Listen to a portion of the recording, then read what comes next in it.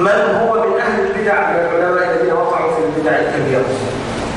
Kalau kita menemu atau melihat dan membaca kitab-kitab para imam yang berbicara tentang biografi ulama-ulama tersebut, berbicara tentang tokoh-tokoh masa lalu, ternyata mereka tidak mempergunakan kata-kata kasar seperti ini meskipun terhadap ahlul bid'ah sekalipun. إذا أحبتي في الله ينبغي علينا أن نتخلق بالأخلاق الكريمة أخلاق السلف الصالح لأنه كما قلنا قبل ذلك أن بالأخلاق الكريمة سنستطيع أن ندل الناس على الخير وندلهم على السنة بإذن الله تبارك وتعالى. Oleh karena itu ikhwan yang berbahagia, sebagaimana kita katakan bahwa kesimpulannya adalah kita harus berwajib berakidah dengan akidah salaf, kemudian juga berakhlak dengan akhlak salaf. Karena akhlak ini merupakan pintu pertama atau jalan pertama bagi kita untuk mengetuk hati orang dan mengajak mereka kepada dakwah yang benar. وينبغي علينا أيضا أحبتي في الله أن نتعامل مع إخواننا الذين هم على منهجنا وعلى عقيدتنا وعلى طريقتنا أن نتعامل معهم بالتراحم، لأن الله جل وعلا أمرنا بهذا أن نكون رحماء كما قال الله عز وجل على صفة أصحاب رسول الله صلى الله عليه وسلم أشداء على الكفار رحماء بينهم. أما أن نقلب الآية ونكون رحماء مع الكفار أشداء على إخواننا فإن هذا مخالف لمنهج الكتاب والسنة. Oleh karena itu kewajiban kita untuk bermuamalah dengan sesama ikhwan kita, apalagi yang sesama manhaj ahli sunnah wal jamaah, atas dasar rahmah, saling kasih sayang, sebagaimana dipahami dari manhaj para sahabat yang dijelaskan oleh Allah dalam Al-Quran. Mereka rahmat, asyidda wal kufar, mereka keras terhadap orang-orang kafir, tetapi lembut berkasih sayang dengan sesama muslim. Jadi kalau yang kita lakukan adalah sebaliknya, sesama ikhwan, sesama muslim kita keras, namun terhadap orang-orang kafir kita bersikap lemah, maka tentu ini sudah menyalahi manhaj salaf.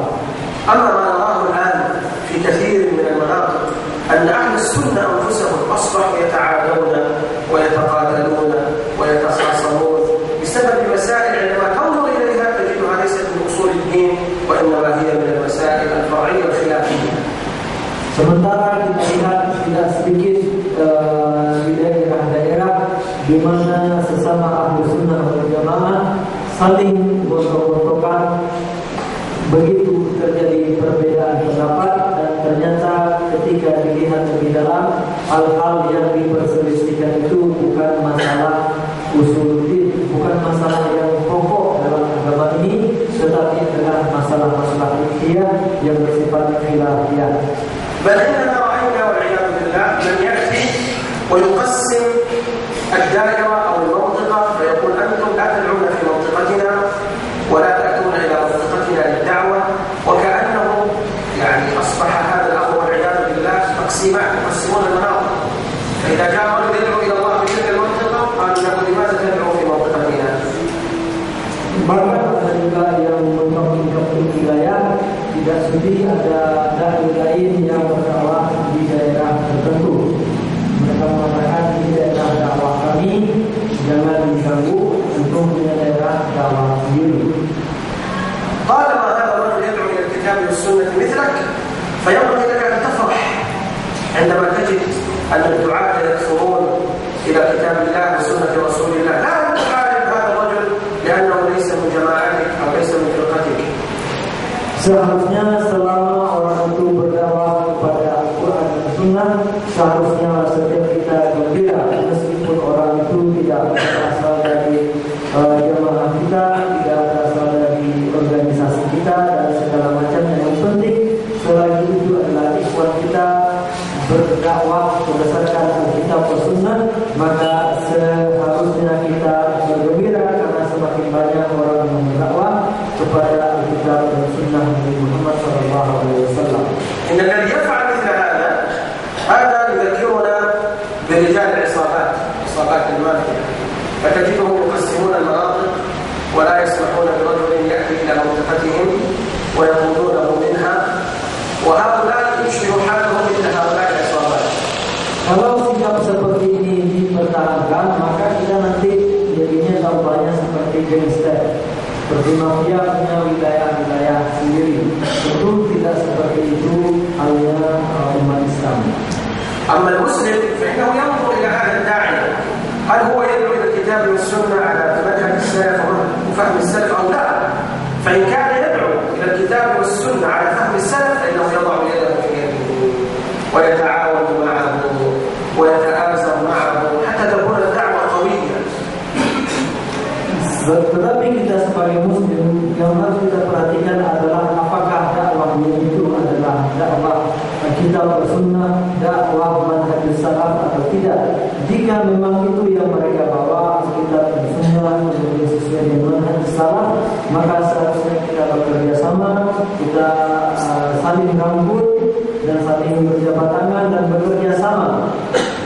ولذلك سئل الشيخ ابن باز رحمه الله تبارك وتعالى في فتاوى الشيخ عبد العزيز ابن باز، سئل ما حكم التعاون مع الجماعات الإسلامية يا شيخ؟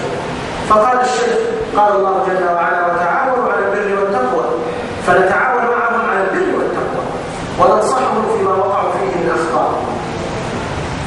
Oleh karena itu Syekh bin Baz dalam kumpulan fatwanya disebutkan ada yang bertanya, ya Syekh, apa hukumnya bekerja sama dengan jamaah khairiyah?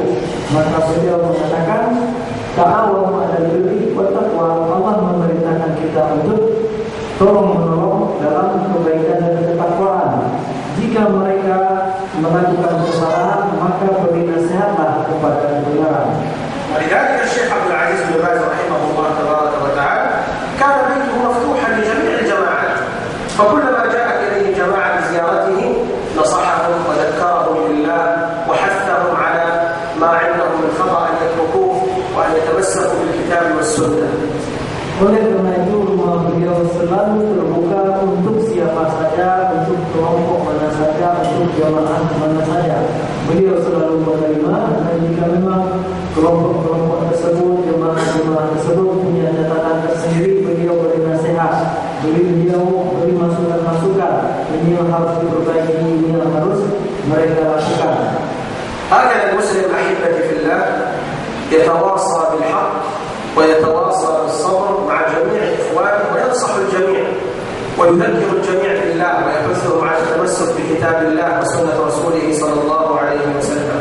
Demikianlah seharusnya seorang muslim selalu memberi nasihat dan berwasiat dengan kebenaran dan penuh kesabaran, mengingatkan ikhwan-ikhwan mereka kepada al-haq, kemudian juga memotivasi mereka semua untuk senantiasa berpegang teguh dengan Al-Quran dan Sunnah.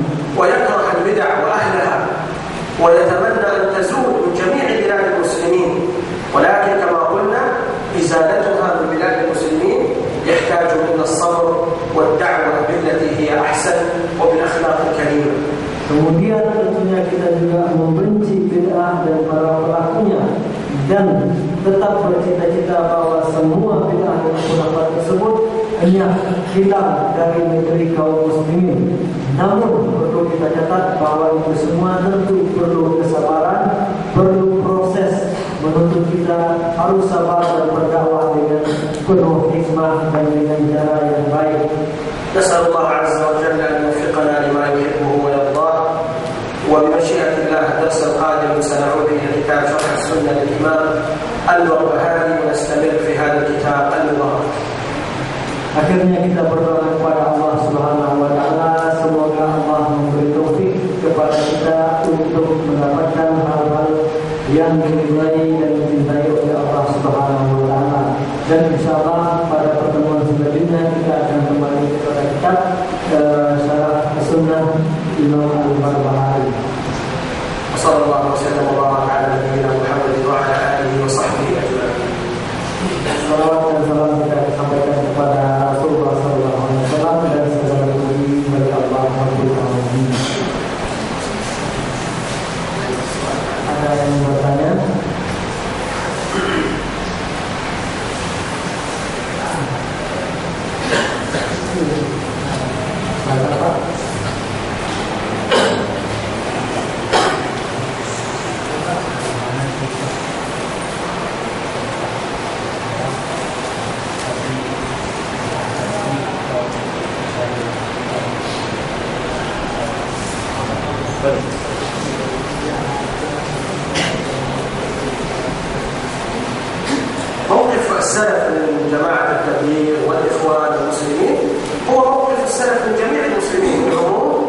المسلمين. فهؤلاء الذين ذكرتهم هم من عموم أمة الإسلام، فيحتاجون إلى النصيحة بما عندهم من أخطاء ويحتاجون إلى التذكير.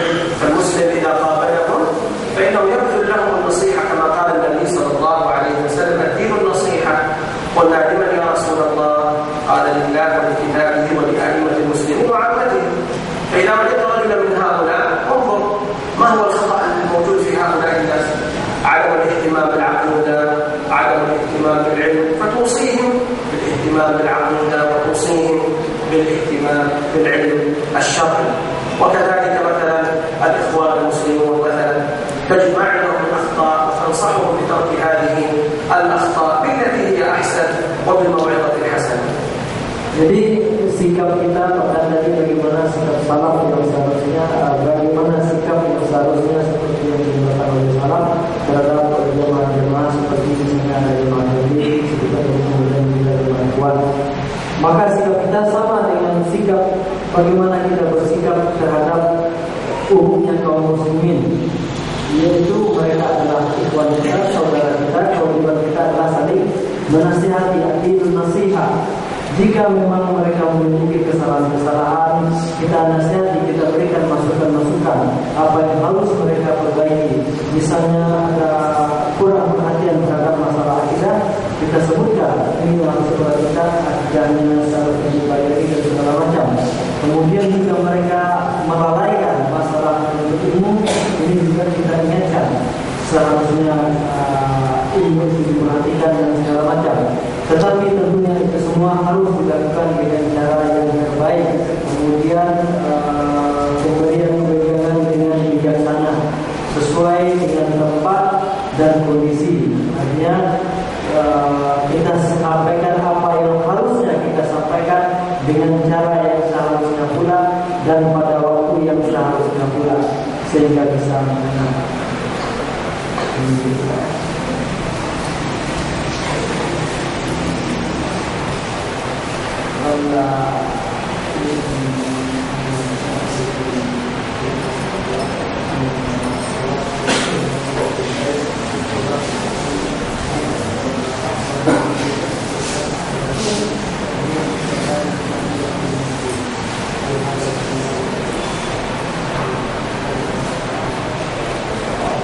Pertanyaannya, saya menonton video ini, sholat sunnah di rumah apakah betul pahalanya 27 kali dibandingkan dengan sholat sunnah di masjid?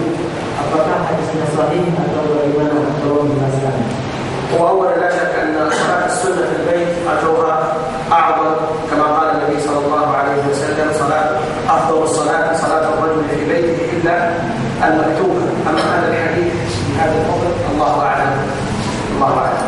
Tidak dipungkiri bahwa atau sudah kita tahu semua bahwa sholat sunnah pada dasarnya lebih baik dilaksanakan di rumah daripada di masjid. Namun apakah betul perbandingan pahalanya seperti ini? Wallahu a'lam. Saya pun tidak tahu tentang hadisnya. Artinya ini bukan kita mengatakan kita benar, cuma tidak tahu ya. Jadi kita tidak tahu tentang hadisnya. Wallahu a'lam. InsyaAllah pada pertemuan yang akan datang kita mencoba mengkaji hadisnya apakah ada atau tidak.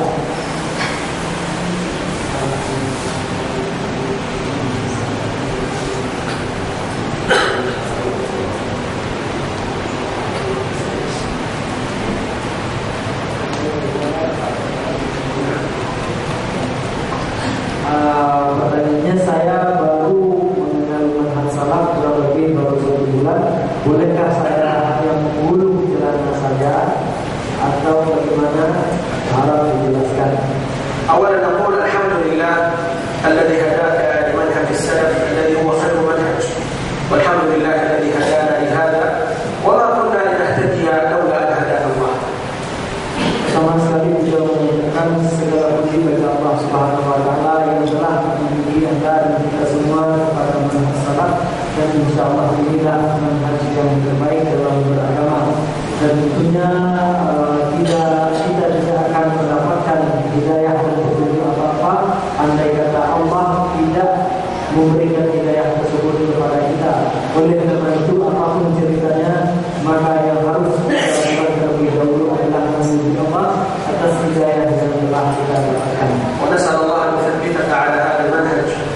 وعليك بطلب العلم والازدياد من العلم. Oleh karena itu, marilah sesuaikan tetaplah menuntut ilmu dan beristihad bersungguh-sungguh dalam mendapatkan ilmu. بالنسبة للإزار فإنه محرم أن ينزل هذا الإزار أسفل من الكعبين كما قال النبي عليه الصلاة والسلام: ما أسفل من الكعبين ففي النار. Adapun tentang kain bawah kita, maka hukumnya haram jika lebih rendah daripada mata kaki. Karena Rasulullah SAW mengatakan kain yang lebih di bawah lebih turun daripada mata kaki itu tempatnya adalah di neraka. وينبغي للمسلم أن يكون إزاره دائما فوق الكعبين. هذا من الناس من يكون مسلم ثم إذا جاء إلى الصلاة رفع إزاره فقط في الصلاة ثم بعد الصلاة ينزل إزاره. الواجب على المسلم أن يكون إزاره دائما فوق الكعبين. Dan kemudian sewajibnya bagi setiap muslim itu kainnya selalu di atas mata kaki, jangan hanya ketika sholat saja. Karena ada yang ketika sholat dia dulu tangannya ke atas, kemudian begitu selesai sholat dia dulu lagi. Jadi tidak seperti itu, tapi seharusnya kita konsisten baik di luar maupun di dalam sholat. إذا أنت أخي في الله ينبغي لك أن تخيط هذا الإزار فوق الكعبين. يجب أن يكون إزارك مخيطا فوق الكعبين. Jadi supaya tidak repot, seharusnya celana kita itu dijahit permanen sudah pendek di atas mata kaki. ولا تبالي بالناس، لأن من الناس من إذا تمسك في السنة في بداية أمره يستحي مثلا من إطلاق اللحية، يستحي من أن يكون إزاره فوق الكعبين، وقل له لا تستحي من الناس، وهذا الأمر ليس فيه حياة. أنت تطبق سنة رسول الله صلى الله عليه وسلم. Berikutnya jangan kita merugikan apa kata orang-orang, karena tidak jarang kita temukan begitu kita ingin berubah, ada perasaan malu pada awal-awalnya, malu menanyakan jenggot, malu menanyakan celana, ya karena jadi sorotan orang lain. Hal-hal semacam ini bukan tempatnya untuk malu, karena kita pada hakikatnya adalah menegakkan sunnah Nabi Muhammad SAW. Nasallallahu an yuwaffiqaka lima yuhibbu wa yardah. Kita berdoa kepada Allah, mudah-mudahan ikhwah penanya ini diberi taufik oleh Allah untuk mendapatkan apa yang lebih baik dan dicintai Allah Subhanahu wa taala.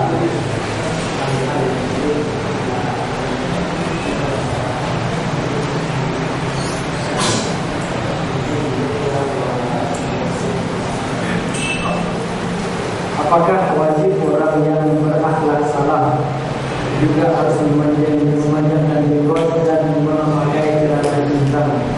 هذا ليس فقط يعني لمن يتمسك بمنهج السلف، هذا واجب على كل مسلم.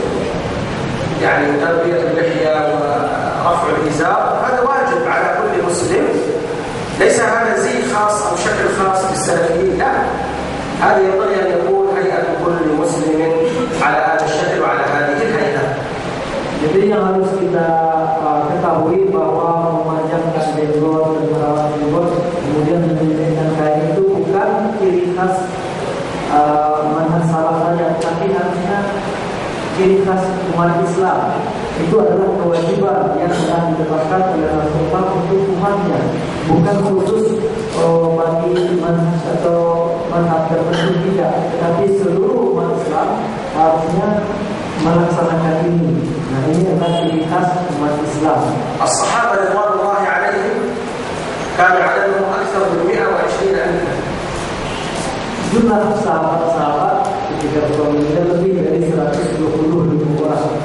كل هؤلاء لم يجد أن واحدا منهم حلق لحيته.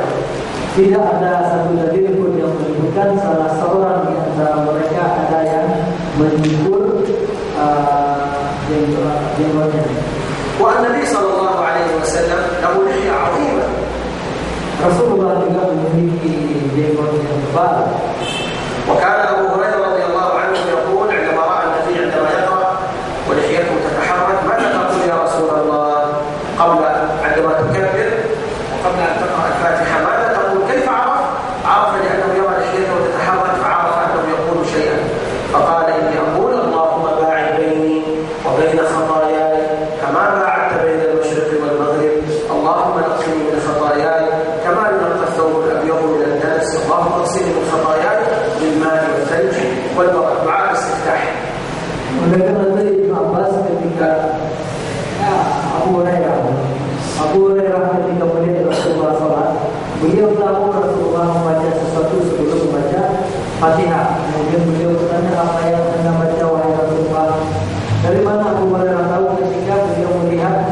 jenggot Rasulullah bergerak-gerak pasti ada yang dilanggar. Maka Abu Hurairah bertanya dan Rasulullah pun menunjukkan doa kita kepada Abu Hurairah.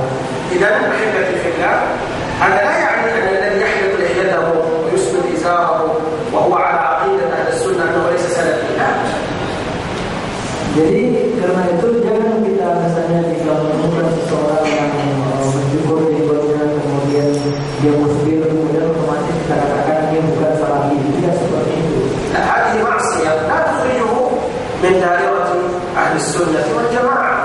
Betul ini adalah dosa, ini perbuatan maksiat karena menyalahi perintah Rasulullah SAW. Tetapi bukan berarti dia sudah keluar dari lingkaran Ahlus Sunnah wal Jamaah. ولكنه يجتهد في تطبيق ما أمر به النبي صلى الله عليه وسلم. Tetapi kita harus berusaha bagaimana supaya orang ini melaksanakan sunnah-sunnah Nabi Muhammad SAW. Dan orang itu juga seperti itu, masing-masing kita harus berusaha menerapkan semaksimal mungkin sunnah yang diajarkan oleh Rasulullah SAW.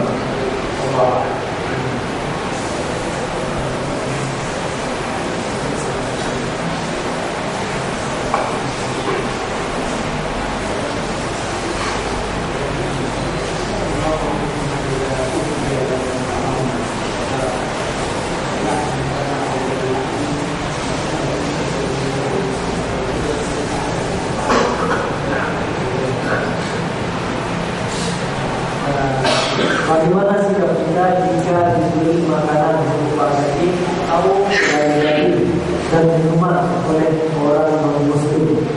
أما إذا كان هذا الطعام ليس من اللحم وإنما من الفواكه والخضار فإننا نقبله حتى لو كان من النصراني والهندوسي. هذه الفواكه والخضروات وما لا يذبح هذا يقبل من أي إنسان.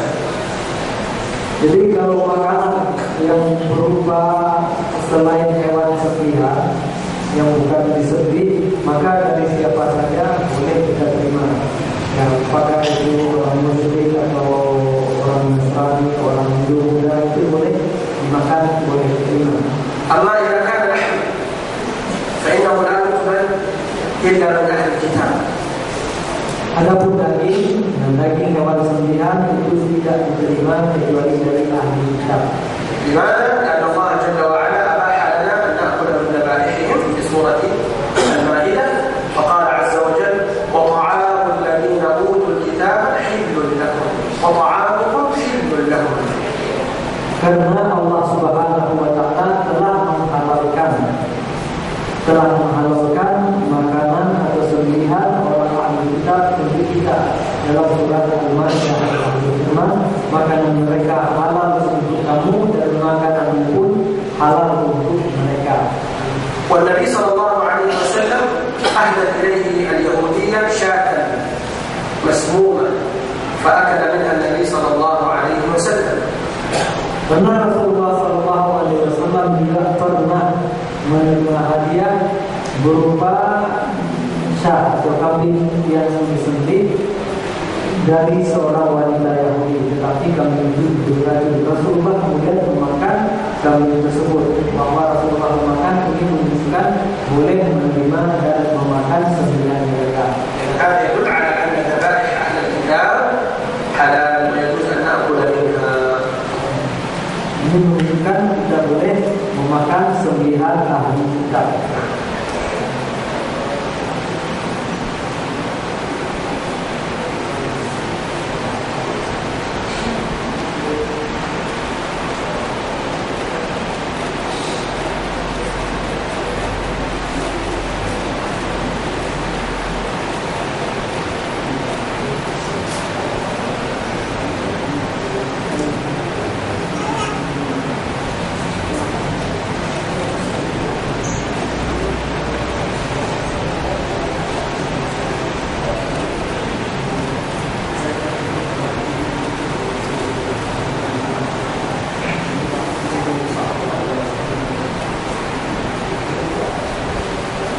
Bagaimana pandangan Islam ketika seorang Muslim bekerja di bawah kepemimpinan seorang kafir dan mendapatkan uang tambahan selain dari rezeki? apakah uang itu halal atau haram. إذا كانت هذه الزيادة بإذن صاحب العمل فلا بأس به. Jadi jawabannya apabila uang yang diberikan itu atas dasar sukarela memang dihadiahkan oleh yang punya uang tadi atau diberikan itu boleh-boleh saja. ويجب على المسلم إذا عمل عند نصراني أو يهودي أن يعمل معه بإخلاص وبأمانة. Dan kewajiban setiap muslim yang bekerja atau pada orang Nasrani atau orang Yahudi pun dia harus bekerja dengan lurus, kemudian dengan menjaga sikap amanahnya. لا يقول هذا كافر يجوز أن أخذ من ماله، لا يجوز. Jangan sampai berpikir ini bukan muslim boleh kita tahu-tahu. بل يكون معه حسن الخلق ويعمل معه بإخلاص، قد يكون هذا الإخلاص وهذا العمل منه يدخله في الإسلام. Tapi seharusnya kita bekerja dengan mereka dengan penuh ketulusan dan menjaga amanah, kemudian menunjukkan akhlak yang mulia. Mudah-mudahan dengan ketulusan kita dan akhlak kita yang baik, mereka juga mendapat hidayah. وسأروي لكم رواية حولت رجلا من أهل مكة من كبار الصوفية حولته إلى منهج أهل السنة والجماعة. Akan saya ceritakan sebuah kisah bagaimana seorang sufi besar di Mekah bisa berubah manhajnya menjadi ahli sunnah wal jamaah. كان هناك رجل من تجار مكة الكبار اسمه التلمساني. هذا الرجل التلمساني، هذا التلمساني كان على عقيدة الصوفية ويكره شيء اسمه الدعوة الوهابية، يسميها الدعوة الوهابية. Ada seorang pedagang besar di daerah Mekah namanya Tulmusaniyah. Dia seorang sufi dan sangat membenci sesuatu yang dia sebut dakwah wahabiyah.